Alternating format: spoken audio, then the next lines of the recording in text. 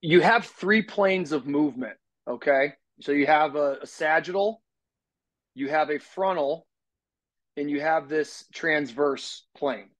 Now, we're used to, in training, just isolating one of those. So we're familiar with flexion extension exercises. That would be your sagittal plane.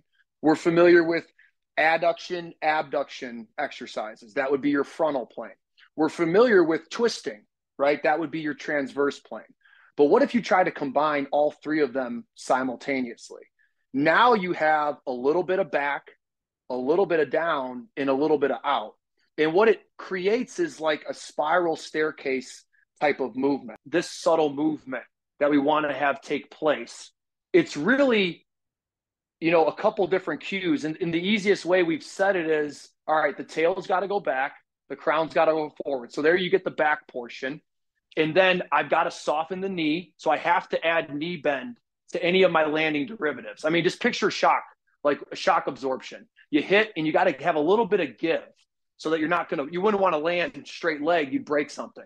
So I want to land the ball of foot and I want to have a little bit of give to the system. And this is how you sort of disperse pressure.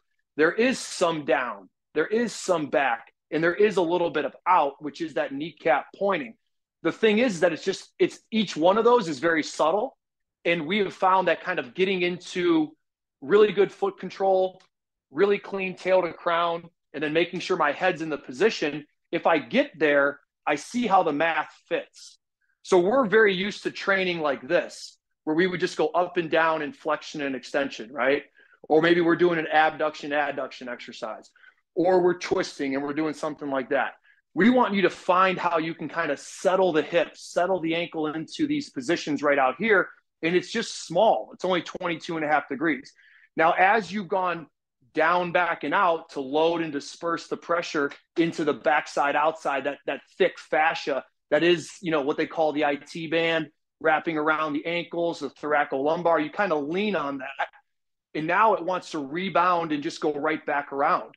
So now it comes back around the corner. It goes down, back, and out. Picture yourself going down a spiral staircase.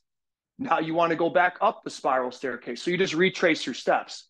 So down, back, and out becomes up, forward, and in. And that cycle, that pump, that spring is how you handle pressure. So you